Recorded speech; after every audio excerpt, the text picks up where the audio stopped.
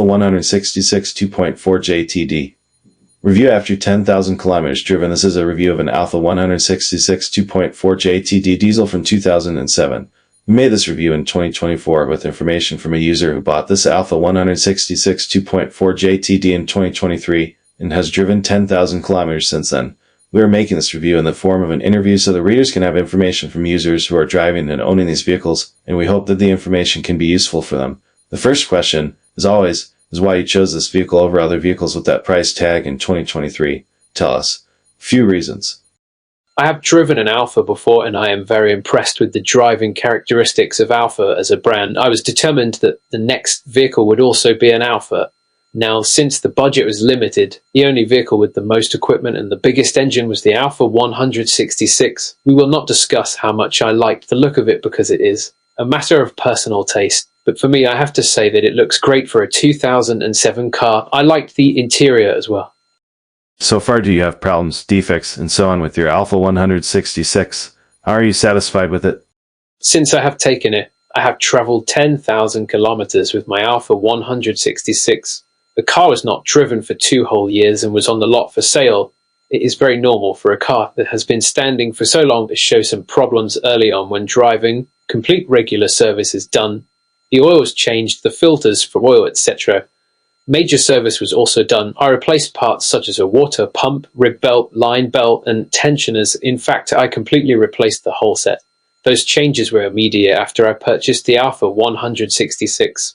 And after I drove 7,000 kilometers with it, in less than 6 months, noises started to be heard when pressing the clutch. A set of slats, thrust plate, and flywheel had to be replaced in a short time. Now let's mention that all those repairs cost me 70% of the price of the car when I bought it. At about 8,000 kilometers driven with my Alfa, I had a problem again. This time the back doors wouldn't lock and I had to go to the service again. When doors were fixed, time came to buy new tires. I bought 4 new summer tires.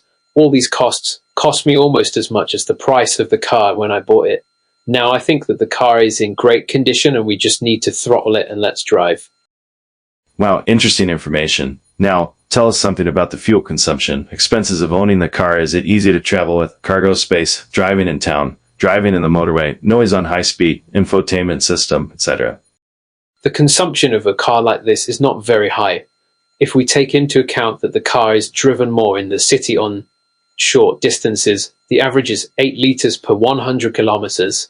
When driving a longer distance outdoors, the consumption is 6.5 to 7 liters per 100 kilometers depending on the driving speed. Regular service, as with all cars and with this Alfa, is the replacement of oil and filters. It wouldn't be very expensive, I guess.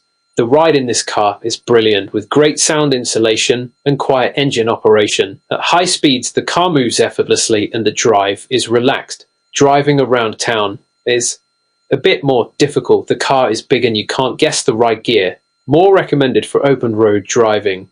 The luggage space is large. A small flaw is that the seats do not go down and only have an opening for skis. Will you recommend the Alfa 166 2.4 diesel to some potential buyers? If you are an Alfa brand lover and often travel long trips, then yes, with a nice smooth ride on highways and a quiet cabin inside it is good for long trips. Lastly, tell us 3 positive and 3 negative things about the Alfa 166. The first thing is the engine, a big engine with a lot of power. It does not distinguish whether we are driving on a flat road or an uphill. I have no problem if I have to overtake a vehicle. The second thing is sound insulation. Driving even at higher speeds is quiet. The appearance of this car is the third positive thing.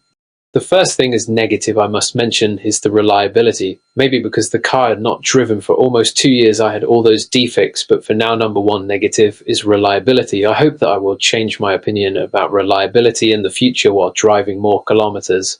Number 2 is negative I will say is the rear seats. Not so comfortable and does not go down so I can put long items in my trunk and only have an opening for skis. No place for water bottles, phones and similar stuff. Small passenger drawer. Maybe not so important fact, but it would be nice if I had a little bit more space. Thanks for watching. You can like and subscribe for more videos.